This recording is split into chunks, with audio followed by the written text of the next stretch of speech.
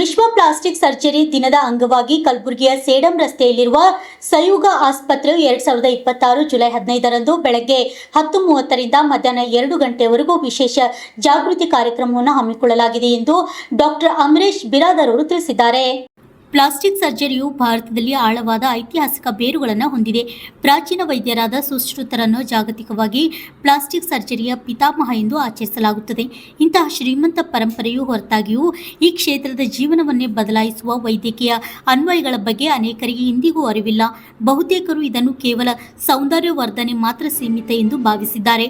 ಸಾರ್ವಜನಿಕರಲ್ಲಿರುವ ಈ ಅರಿವಿನ ಕೊರತೆಯನ್ನು ನೀಗಿಸುವುದು ನಮ್ಮ ಮುಖ್ಯ ಗುರಿಯಾಗಿದೆ. ಕೈ ಕಟ್ಟಾಗಿದ್ರೆ hand surgery, total hand surgery ಆಗಿರ್ಬೋದು, ಚರ್ಮ, ಮಾಂಸ, ರಕ್ತನಾಳ ಏನೇ ಕಟ್ಟಾಗಿದ್ರು ಅದು ಮರು ಜೋಡಣೆ ಮಾಡೋದು, ಅದು ಪುನರ್ ನಿರ್ಮಾಣ ಮಾಡೋದು ಪ್ಲಾಸ್ಟಿಕ್ ಸರ್ಜರಿಯಲ್ಲಿ ಪಾಸಿಬಲ್ ಇದೆ. ಅದು ಬಿಟ್ಟಿದ್ರೆ ಲಿಂಫೆಡಿಮಾ, ಆನೆ ಕಾಲಾಗಿರುತ್ತೆ, ಕಾಲು ಉಬ್ಬಿದಾಗ, ಕೈ ಉಬ್ಬಿದಾಗ ಇವೆಲ್ಲ ಮಾಡೋದು ಪ್ಲಾಸ್ಟಿಕ್ ಸರ್ಜರಿಯಲ್ಲೇ ಬರುತ್ತೆ. ಆಮೇಲೆ ಇದ್ರ ಜೊತೆಗೆ ಈಗ ಬರ್ನ್ಸ್ ಆಗಿರುತ್ತೆ. ತುಂಬ ಜನ ನೀವು ನೋಡ್ತೀರಿ, ಕೈ ಎಲ್ಲ ಸುಟ್ಟು ಹೋಗಿದ್ಮೇಲೆ ಹಂಗೆ ಮಡ್ಚ್ಕೊಂಡು ಹೋಗಿರುತ್ತೆ, ಕಾಲು ಮಡ್ಚ್ಕೊಂಡು ಹೋಗಿರುತ್ತೆ, ಕುತ್ತಿಗೆ ಮತ್ತು ಮುಖ ಅಂಟ್ಕೊಂಡು ಹೋಗಿರುತ್ತೆ. ಇವೆಲ್ಲ ಮತ್ತೆ ನಿರ್ಮಾಣ ಮಾಡೋದು ಪ್ಲಾಸ್ಟಿಕ್ ಸರ್ಜರಿ. ಬರ್ತ್ ಡಿಫೆಕ್ಟ್ಸ್ ಅಂತ ಹೇಳ್ತೀವಿ. ಅಂದರೆ ಹುಟ್ಟಿದಾಗ ಏನೇ ಸೀಳ್ ತುಟಿ ಆಗಿರ್ಬೋದು, ಸೀಳ್ ಅಂಗ್ಲ ಆಗಿರ್ಬೋದು, ಕೈ ಅಂಟ್ಕೊಂಡಿದ್ದಾಗಿರ್ಬೋದು, ಒಬ್ಬೊಬ್ರಿಗೆ ಕೈನೇ ಇರೋದಿಲ್ಲ. ಈ ಥರ ಯಾವುದೇ ಬರ್ತ್ ಡಿಫೆಕ್ಟ್ಸ್ ಆಗಿದ್ದು ಇದು ಪ್ಲಾಸ್ಟಿಕ್ ಸರ್ಜರಿ ಮುಖಾಂತರನೇ ಕರೆಕ್ಷನ್ ಆಗ್ಬೋದು. ಇದು ಬಿಟ್ಟಿದ್ರೆ ಮುಖ ಒಡೆದಿದಾಗ, ಈಗ ಮುಖ ಮೂಳೆ ಬಿದ್ದಿದ ಮೇಲೆ ಒಡೆದು ಹೋಗುತ್ತೆ, ಪುಡಿ ಆಗುತ್ತೆ, ಅದಕ್ಕೆ ಮತ್ತೆ ನಿರ್ಮಾಣ ಮಾಡೋದೆಲ್ಲ ಪ್ಲಾಸ್ಟಿಕ್ ಸರ್ಜರಿ. ಇದ್ರ ಬಗ್ಗೆ ಅವೇರ್ನೆಸ್ ತುಂಬ ಜನಕ್ಕೆ ಇಲ್ಲೇ ಇಲ್ಲ. ನಮ್ಮ ಹತ್ರ ತುಂಬ ಜನ ಬರ್ತಾರೆ. ಈಗ ಲಾಸ್ಟ್ 10 ವರ್ಷದಿಂದ ನಾನು ಇಲ್ಲಿ ಕಲಬುರಗಿಯಲ್ಲಿ ಪ್ರಾಕ್ಟೀಸ್ ಮಾಡ್ತಾಯಿದ್ದೀವಿ. 10-15 ದಿವಸ ಆಗಿದ್ಮೇಲೆ ಬರ್ತಾರೆ. ಯಾವಾಗ ನಾವು ಪ್ರೀಷಿಯಸ್ ಟೈಮ್ ಅಂತ ಏನು ಹೇಳಿರ್ತೀವಲ್ಲ, ಅದು ಹೋಗೋದಾಗಿದ್ಮೇಲೆ ಬರ್ತಾರೆ. ಈ ಕೈ ಬರಳು ಇದು ಕಂಪ್ಲೀಟಾಗಿ ಕಟ್ಟಾಗಿತ್ತು ಅಂತಂದರೆ ನನಗೊಂದು 6 to 8 ಅವರ್ಸಲ್ಲಿ ಬಂದಿದ್ದರೆ ನಾವು ಮತ್ತೆ ಮರುಜೋಡಣೆ ಮಾಡ್ಬೋದು. ಈಗ ಒಂದು 7-8 ಅವರ್ಸ್ ಅದು ಪ್ರೀಮಿಯಮ್ ಟೈಮ್ ಏನು ಹೋಗಿದ ಮೇಲೆ ಬಂದಿದಾಗ ಅದು ಜೀವ ಹೋಗಿರುತ್ತೆ. ಅವಾಗ ನಾವು ಏನೂ ಮಾಡೋಕ್ಕಾಗೋದೇ ಇಲ್ಲ. ಇದು ಬಿಟ್ಟಿದ್ರೆ ಈಗ ಎಮರ್ಜೆನ್ಸಿಯಲ್ಲಿ ಈಗ ಕೈ ಕಟ್ಟಾಯಿತು ಅಂದರೆ ಇದು ಒಂದು ಇಂಪಾರ್ಟೆಂಟ್. ನಾವು ಏನು ಮಾಡಬೇಕು ಅಂಥೇಳಿ ತುಂಬ ಜನಕ್ಕೆ ಗೊತ್ತೇ ಇಲ್ಲ.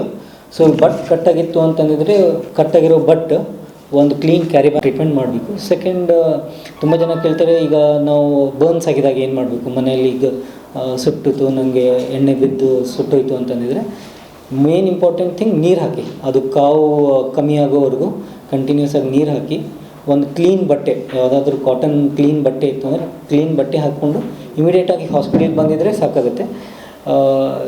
ಇವುದರಿಂದನೇ ನಾವು ತುಂಬ ಜನಕ್ಕೆ ನಾವು ಏನು ಇನ್ಫೆಕ್ಷನ್ ಇರಲಿಲ್ಲ, ಅರ್ಲಿ ಸ್ಟೇಜಲ್ಲಿ ಬಂದಿದ್ದರೆ ವಿದೌಟ್ ಸರ್ಜರಿನೂ ನಾವು ಬರ್ನ್ಸ್ ಗಾಯ ವಾಸಿ ಮಾಡ್ಬೋದು. ಲೇಟಾಗಿ ಬಂದಿದ್ದರೆ ಅದಕ್ಕೆ ಮತ್ತೆ ಸರ್ಜರಿ ಬೇಕಾಗ್ಬೋದು. ಈಗ ವಿಶ್ವ ಪ್ಲಾಸ್ಟಿಕ್ ಸರ್ಜರಿ ಡೇ ನಾವು ಲಾಸ್ಟ್ ಒಂದು 10 ವರ್ಷದಿಂದ ಇಲ್ಲಿ ಕಲಬುರಗಿಯಲ್ಲಿ ಮಾಡ್ತಾಯಿದ್ದೀವಿ. ಇನ್ನೂ ಜಾಸ್ತಿ ಅರಿವು ಬರಬೇಕು ಜನದಲ್ಲಿ, ಅಷ್ಟು ಅರಿವಿಲ್ಲ ಇದ್ರ ಬಗ್ಗೆ. ಇದು ನಮಗೆ ಹೆಮ್ಮೆ ಪಡೋಂಥ ಮಾತೇನು ಅಂತಂದರೆ, ಪ್ಲಾಸ್ಟಿಕ್ ಸರ್ಜರಿ ಶುರುವಾಗಿದ್ದು ಇಂಡಿಯಾದಲ್ಲಿ. ಸುಶ್ರುತ ಅಂತೇನು ನಾವು ಫಾದರ್ ಆಫ್ ಪ್ಲಾಸ್ಟಿಕ್ ಸರ್ಜರಿ ಅಂತ ಹೇಳ್ತೀವಿ. ಅವರು ಭಾರತದಲ್ಲಿ ಒಂದು 2000 ವರ್ಷ ಹಿಂದ್ಗಡೆನೇ ಶುರು ಮಾಡಿದ್ದು. ಸೊ ವಿಶ್ವದಲ್ಲೆಲ್ಲ ಈಗ ಫೇಮಸ್ ಆಗಿರೋದು ಒಂದು 100 ಇಯರ್ಸಿಂದ ಅಷ್ಟೇ. ಬಟ್ ಭಾರತ ದೇಶದಲ್ಲಿ 2000 ವರ್ಷದಿಂದನೂ ನಡೀತಾ ಇದೆ. ನಾಳೆ ಪ್ರೋಗ್ರಾಮ್ ಬಗ್ಗೆ ಹೇಳಬೇಕಂದ್ರೆ, ನಾಳೆ 10:30 ಬೆಳಗ್ಗೆ 10:00 ನಾವು ಸಯುಗ್ ಆಸ್ಪತ್ರೆಯಲ್ಲಿ ವಿಶ್ವ ಪ್ಲಾಸ್ಟಿಕ್ ಸರ್ಜರಿ ಡೇ ಆಚರಿಸ್ತಾ ಇದ್ದೀವಿ. ಇದರಲ್ಲಿ ಮುಖ್ಯ ಅಧ್ಯಕ್ಷರಾಗಿ ಡಾಕ್ಟರ್ ಸಂಗಣ್ಣಗೌಡ ಪಿ ಅವರು, deputy commissioner exercise department Kalaburagi, ಅವರು ಮುಖ್ಯ ಅತಿಥಿಯಾಗಿ ಬರ್ತಾಯಿದ್ದಾರೆ. ಅದರ ಜೊತೆಗೆ ಡಾಕ್ಟರ್ ಶ್ವೇತಾ ಅವರು ಇರ್ತಾರೆ, doctor V Biradar senior general surgeon, doctor Sangamesh Tandure, doctor Ravi Rayaram, doctor Aravind, ಆಮೇಲೆ ಸಮಸ್ತ ಹಾಸ್ಪಿಟಲ್ ಸ್ಟಾಫ್, ನರ್ಸಿಂಗ್ ಸ್ಟಾಫ್ ಎಲ್ಲರೂ ಇರ್ತಾರೆ. ಅದರಲ್ಲಿ ಒಂದು ಅವೇರ್ನೆಸ್ ಪ್ರೋಗ್ರಾಮ್ ಇದೆ. ಅದರ ಆದಮೇಲೆ ನಾವು ಒಂದು ಫ್ರೀ ಕ್ಯಾಂಪ್ ಇಟ್ಟಿದ್ದೀವಿ.